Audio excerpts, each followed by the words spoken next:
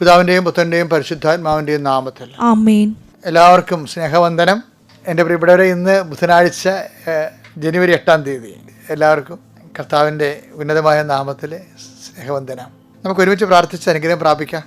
അമ്മേ, പരിശുദ്ധ അമ്മേ, അമ്മേ പരിശുദ്ധ ദൈവമാതാവേ, അന്ന് അങ്ങ് കൃപാസനത്തിൽ പ്രത്യക്ഷപ്പെട്ട് വരാൻ പോകുന്ന മഹാദുരന്തത്തിൽ നിന്ന് രക്ഷപ്പെടാനും എല്ലാവർക്കും വേണ്ടി പ്രാർത്ഥിക്കുവാനും ആവശ്യപ്പെട്ടിട്ട് 20 വർഷം കഴിഞ്ഞ ഈ വേളയിൽ കൃപാസനത്തിലൂടെ ഞങ്ങൾക്കും ഈ ദേശത്തിനും അങ്ങ് മധ്യസ്ഥം തേടി തന്ന എല്ലാ അനുഗ്രഹങ്ങൾക്കും കൃപകൾക്കും ഞങ്ങളിപ്പോൾ ഹൃദയം നിറഞ്ഞ നന്ദി പറയുന്നു.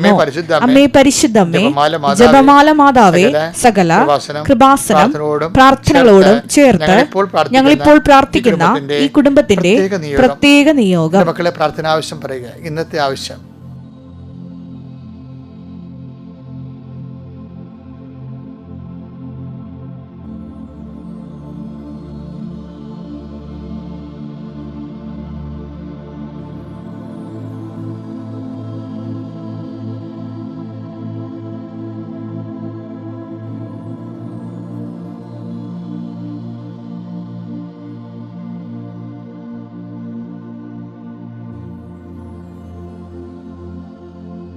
അമ്മയുടെ പ്രത്യക്ഷീകരണത്തിന്റെ ഈ ദ്വാദശക വേളയിൽ ഞങ്ങൾക്ക് സാധിച്ചു തരുവാൻ കനിയണമേ. ആമേൻ. വിശ്വാസ പ്രമാണം. സർവശക്തനായ പിതാവും ആകാശത്തിന്റെയും ഭൂമിയുടെയും സൃഷ്ടാവുമായ ദൈവത്തിൽ ഞാൻ വിശ്വസിക്കുന്നു. അവിടുത്തെ ഏകപുത്രനും ഞങ്ങളുടെ കർത്താവുമായ ഈശോ മിശിഹായിലും ഞാൻ വിശ്വസിക്കുന്നു.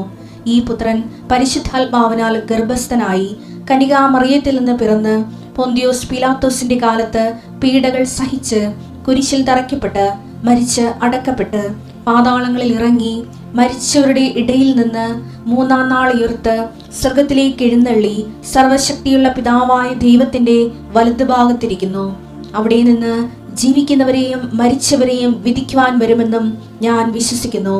പരിശുദ്ധാത്മാവിലും ഞാൻ വിശ്വസിക്കുന്നു. വിശുദ്ധ കത്തോലിക്കാ സഭയിലും പുണ്യവാന്മാരുടെ ഐക്യത്തിലും പാപങ്ങളുടെ മോചനത്തിലും ശരീരത്തിന്റെ ഉയർപ്പിലും നിത്യമായ ജീവിതത്തിലും ഞാൻ വിശ്വസിക്കുന്നു. ആമേൻ.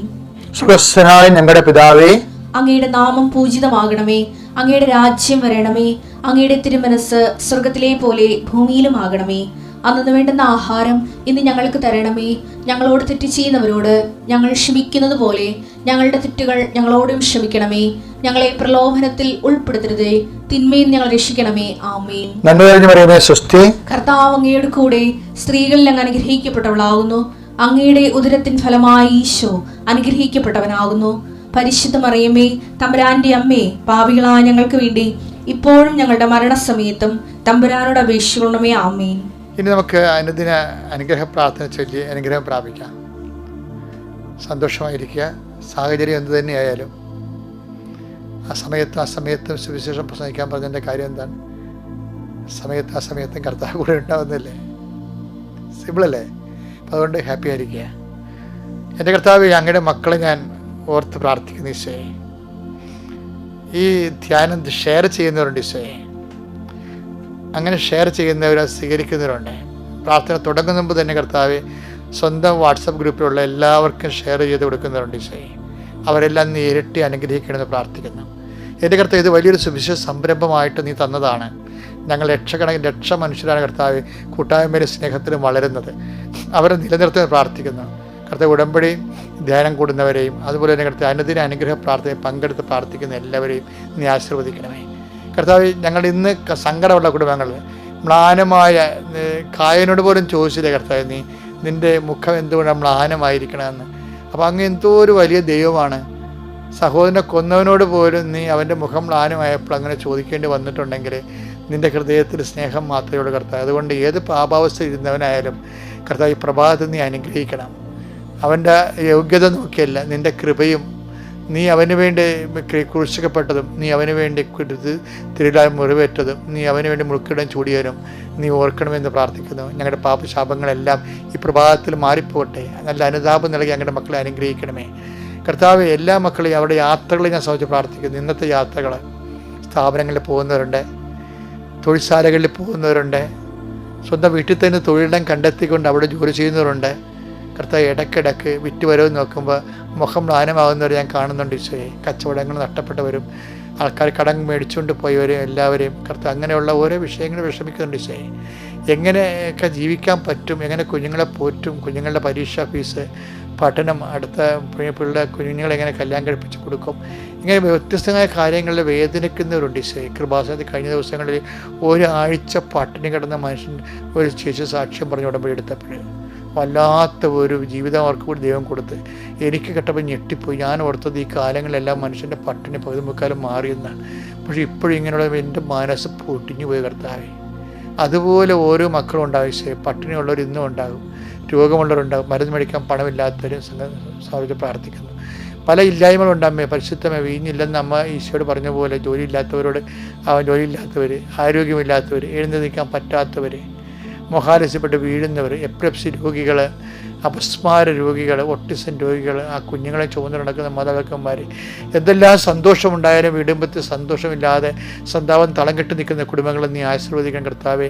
എല്ലാം ഇന്ന് അത് നിങ്ങൾക്ക് അക്ഷരം മാറിപ്പോയെന്ന് പറയുമ്പോഴും ആരും അത് വിശ്വസിക്കാത്ത വിധത്തിൽ അവരുടെ ജീവിതം ഭാവിയെ നോക്കുമ്പോൾ ഇരുണ്ടതായി കാണുന്നവരുണ്ട് ഈശോയെ. ഒരു രക്ഷപ്പെടാനുള്ള ഒരു മാർഗം കാണാത്തവരും ഉണ്ട് കർത്താവേ. അവരെല്ലാം നീ സന്ധിക്കണം ഈശോയെ. കർത്താവ് നാട്ടിലും വിദേശത്തും ജോലി നഷ്ടപ്പെട്ടവരുണ്ട് ഈശോയെ. അവർ ജോലി അന്വേഷിച്ച് പോയിട്ട് അവർക്ക് മാർഗ്ഗമില്ലാതെ വിഷമിക്കുന്നവരുണ്ട് ഈശോയെ. ഇപ്പോൾ ചെയ്യുന്ന ജോലി കൊണ്ട് കർത്താവെ ഒരു നേരം മാത്രം ആഹാരം കഴിക്കാൻ പറ്റുന്നവർ മാത്രം കാണുന്നുണ്ട് ഈശോയെ. അവരെല്ലാം നീ സന്ധിക്കണം കർത്താവ്. വിവാഹം ഒത്തുവരാത്തവരെ ഒത്തിരി പേരുണ്ട് ഈശോയെ. വിവാഹം ഒത്തുവരാത്ത ഒത്തിരി പേരുണ്ട്. ആണുങ്ങളും പെണ്ണുങ്ങളും ഉണ്ട്. ശരിക്കും പറഞ്ഞു ആണുങ്ങളുടെ എണ്ണം കൂടിക്കൂടി വരുന്നു കർത്താവ്.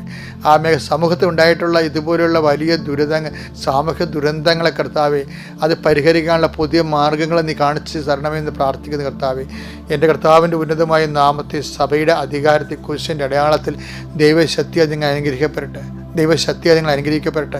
ദൈവശക്തിയാൽ നിങ്ങളുടെ വാതായനങ്ങൾ അനുഗ്രഹിക്കപ്പെടട്ടെ. ദൈവശക്തിയാൽ നിൻ്റെ കാൽപാദങ്ങൾ അനുഗ്രഹിക്കപ്പെടട്ടെ. ദൈവശക്തിയാൽ നിൻ്റെ കൈകൾ അനുഗ്രഹിക്കപ്പെടട്ടെ. ദൈവശക്തിയാൽ നീ ചെയ്യുന്ന ജോലികൾ അനുഗ്രഹിക്കപ്പെടട്ടെ. ദൈവശക്തിയാൽ നിൻ്റെ തൊഴിൽശാല അനുഗ്രഹിക്കപ്പെടട്ടെ. ദൈവശക്തിയാൽ നീ ജോലിക്ക് പോകുന്ന ഇടങ്ങളിലുണ്ടാകുന്ന നീ അഭിമുഖീകരിക്കാൻ പോകുന്ന വലിയ പ്രശ്നങ്ങൾ, നിനക്ക് പ്രശ്നം ഉണ്ടാക്കി തരുന്നവർ, അവരുണ്ടാക്കി വെക്കുന്ന കുതികാലി വെട്ടലും പലതരത്തിലുള്ള ചതിപ്രയോഗങ്ങളിൽ നിന്ന് കർത്താവിൻ്റെ നാമത്തിൽ നീ സംരക്ഷിക്കപ്പെടട്ടെ. പരിശുദ്ധ അമ്മ പ്രത്യേകം വ്യഥകളിരിക്കുന്നവർക്ക് പരിശുദ്ധമ്മ ദേവമാതാവ് നിങ്ങളുടെ കൂടെ സഞ്ചരിക്കുകയും കൃപാസന അൾത്താറെ ജീവനോടെ പ്രത്യക്ഷപ്പെട്ട അമ്മയുടെ മധ്യസ്ഥ പ്രാർത്ഥിക്കുന്ന മക്കൾക്ക് അമ്മയുടെ പ്രത്യേക സാന്നിധ്യവും സന്ധിപ്പും ലഭിക്കണമേ. എൻ്റെ കർത്താവിൻ്റെ ഉന്നത കൊച്ചുമക്കളില്ലാത്തവർ, കുഞ്ഞുമക്കളില്ലാത്തവരുണ്ട് വിഷമിക്കുന്നവർ കർത്താവെ. ഭർത്താവ് മരിച്ചുപോയവർ വിഷമിക്കുന്നവർ കർത്താവെ. അതുപോലെ തന്നെ ഭാര്യമാർ പിരിഞ്ഞ് താമസിക്കുന്നവർ വിഷമിക്കുന്നവർ ഈശോയെ. ഭാര്യ മരിച്ചുപോയവർ വിഷമിക്കുന്നവർ കർത്താവെ. ഇങ്ങനെ ഓരോ തരത്തിൽ വിഷമിക്കുന്നവരുണ്ട് ഈശോയെ. പഠിച്ചിട്ട് മനസ്സിലാകാത്തവർ, ക്ലാസ്സിൽ പിറകിലായി പരീക്ഷ പേപ്പർ കാണിക്കുമ്പോൾ ക്ലാസ്സിൽ ഏറ്റവും മോശമായി പോകുന്നതിൻ്റെ പേരിൽ ചത്താ മതി എന്ന് ഓർത്തിട്ട് വേദനിക്കുന്നവരുണ്ട്. ഒന്നിനും വിശ്വാസമില്ല, പ്രാർത്ഥന പാളിപ്പോയിരിക്കുന്നു, ഒന്നും ഗതി പിടിക്കാത്ത രീതിയിൽ എങ്ങനെ ജീവിക്കും, എങ്ങനെ എന്ത് ഭാവിയെ നോക്കുമ്പോൾ ഇരുട്ട് തോന്നുന്ന പോലെ മക്കളുണ്ട് ഈശോയെ. അതുകൊണ്ട് ഇപ്രശ്നം അടിച്ചപ്പോൾ കോമ്പറ്റീഷനിലും മത്സരങ്ങളിലും പരാജയപ്പെട്ട് വീട്ടിലെ സമ്മർദ്ദങ്ങൾക്കൊത്ത് സഞ്ചരിക്കാൻ പറ്റാത്ത രീതിയിൽ ഇടിഞ്ഞ് മുറിയടച്ചിട്ടിരിക്കുന്നവരുണ്ട് ഈശോ. ഇങ്ങനെ വ്യത്യസ്തങ്ങളായ മേഖലകളിൽ വേദനിച്ച് ജീവിക്കുന്ന എല്ലാവരും ഇന്നത്തെ പ്രാർത്ഥന കൊണ്ട് രക്ഷപ്പെട്ട് സാക്ഷ്യം പറയാൻ ഇടയാക്കാൻ പരിശുദ്ധമ ദേവമാത ഏൽപ്പിക്കുന്നു.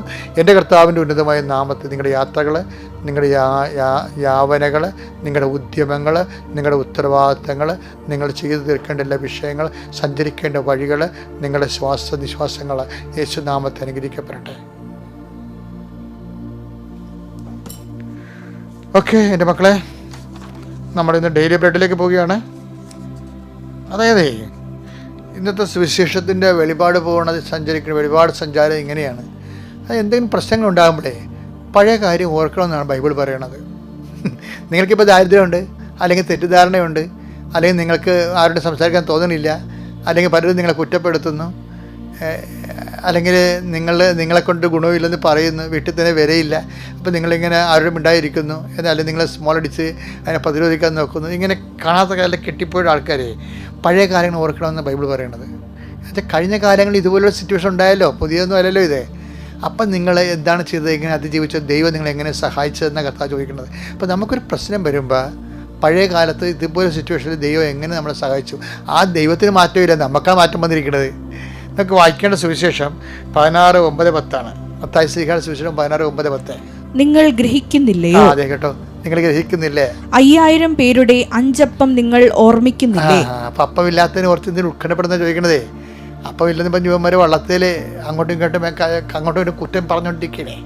അക്കരക്ക് ഉന്ത്യത്തിൽ വിട്ടിരിക്കണേ നിങ്ങളെ. അപ്പോഴാണ് ഇവർ തർക്കം കേട്ടപ്പോഴാണ് കർത്താവ് ചോദിച്ചത്, നിങ്ങൾ എന്തിനാണ് തർക്കിക്കണത്? നിങ്ങൾക്ക് അറിയത്തില്ലേ എന്താണ് പഴയ കാര്യങ്ങൾ അറിയത്തില്ലേ എന്ന്. അത് വായിച്ചു വന്നു 9:10. നിങ്ങൾ ഗ്രഹിക്കുന്നില്ലയോ? മത്തായി സുവിശേഷം 9:10. എന്താ നിങ്ങൾ ഗ്രഹിക്കുന്നില്ലേ? 5000 പേരുടെ 5 അപ്പം 5000 പേരുടെ 5 അപ്പം നിങ്ങൾ ഓർമ്മിക്കുന്നില്ലേ? എത്ര കുട്ട അപ്പക്കഷ്ണങ്ങൾ നിങ്ങൾ ശേഖരിച്ചു?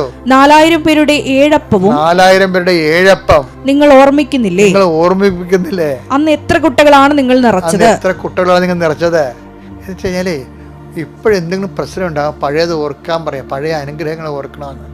ആ ദൈവം തന്നെ ഇന്നും ഉള്ളത്. ദൈവത്തിന് മാറ്റമൊന്നുമില്ല, നമ്മൾക്കാണ് മാറ്റം വന്നിരിക്കുന്നത്.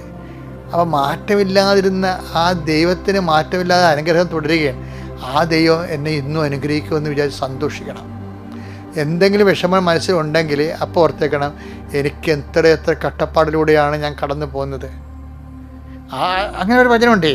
അതായത് നമ്മുടെ അടുത്ത് ഐസയ 63:9 എടുത്ത്, അവരുടെ കഷ്ടതകളിൽ ദൂതനെ അയച്ചില്ല, അവിടുന്ന് തന്നെയാണ് അവരെ രക്ഷിച്ചത്. തന്റെ കരുണയിലും സ്നേഹത്തിലും അവിടുന്ന് അവരെ വീണ്ടെടുത്തു.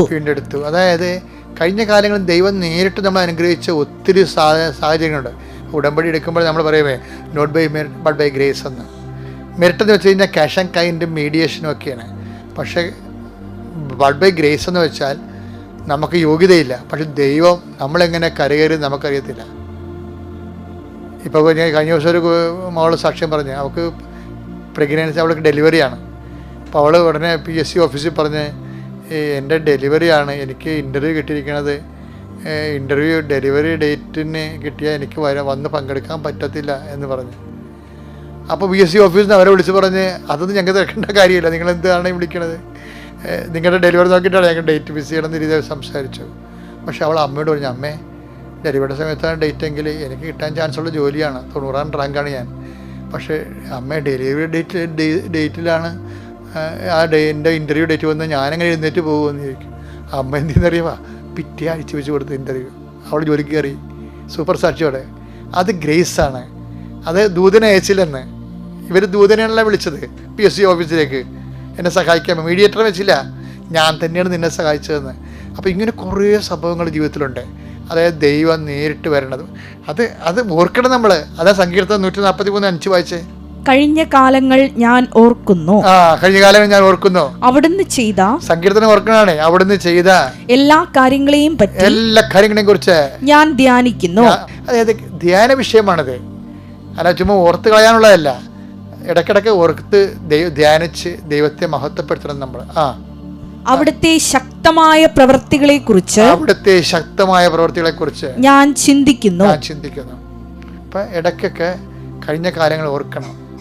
ഞാൻ ഇടയ്ക്കൊക്കെ ഇങ്ങനെ ഓർക്കാറുണ്ട്. കാര്യം ഞാൻ ജീവിതത്തിൻ്റെ എല്ലാ അറ്റങ്ങളിലൂടെയും എല്ലാ കാലാവസ്ഥകളിലൂടെയും കടന്നു വന്നതാണ്. ഇപ്പം നമുക്ക് സംസാരിക്കേണ്ട കാര്യം അതില്ലാത്തത് കൊണ്ട് സംസാരിക്കുന്നതാണ്, സമയമില്ലല്ലോ. പക്ഷെ എന്നാലും ഞാൻ സെമിനാരിൽ പോണതിന് എൻ്റെ അപ്പം മരിച്ചു കഴിഞ്ഞിട്ട് എന്നെ കൊണ്ടുപോയാക്കാൻ പോലും എനിക്ക് ആരും എൻ്റെ കൂടെ വന്നില്ല. ഞാൻ ആ നിക്കർ വിട്ട് സർട്ടിഫിക്കറ്റ് പിടിച്ച് പോയതാണ് സെമിനാരിൽ ചേർന്നത്. അപ്പം അന്ന് ആരുണ്ടായിരുന്നു? ആരുമില്ലല്ലോ. എന്നാൽ ആരുമില്ല, ആൾക്കാരൊക്കെ ഉണ്ടായിരുന്നു. എൻ്റെ കൂടെ വരാൻ ആ സമയത്ത് ആരുമില്ല. പിന്നെന്താ, ദൈവം മാത്രമേ ഉണ്ടായിരുന്നുള്ളൂ. അത് കഴിഞ്ഞ കാലങ്ങൾ നീ ഓർക്കണമെന്ന് പറയണം. ദൈവം, എൻ്റെ മക്കളെ, നിങ്ങളെപ്പോഴും ദൈവത്തെ മറക്കരുത്. വേറെ ഒന്നും ഞാൻ നിങ്ങളോട് ആവശ്യപ്പെടുന്നില്ല. കഴിഞ്ഞ കാലത്ത് നിന്നെ സന്ധിച്ച ദൈവം തന്നെ ഇന്നും ജീവിച്ചിരിക്കുന്നു. നമ്മളതുകൊണ്ട് എല്ലാത്തിനെയും നമ്മൾ അതിജീവിക്കും. എന്താണ്, നമ്മുടെ ദൈവം മരണത്തെ അതിജീവിച്ചവനാണ്. So good morning, thank you. അത്യപൂർവ ദൈവാനുഭവങ്ങൾ ഇനി നിങ്ങൾക്കും സ്വന്തം. ഈ യൂട്യൂബ് ചാനൽ ഇതുവരെ സബ്സ്ക്രൈബ് ചെയ്തിട്ടില്ലെങ്കിൽ ഇപ്പോൾ തന്നെ സബ്സ്ക്രൈബ് ചെയ്യുക. ഈ വീഡിയോ ഇപ്പോൾ തന്നെ നിങ്ങളുടെ സുഹൃത്തുക്കൾക്ക് ഷെയർ ചെയ്തുകൊണ്ട് കർത്താവിന്റെ പ്രേക്ഷിതരാകുക.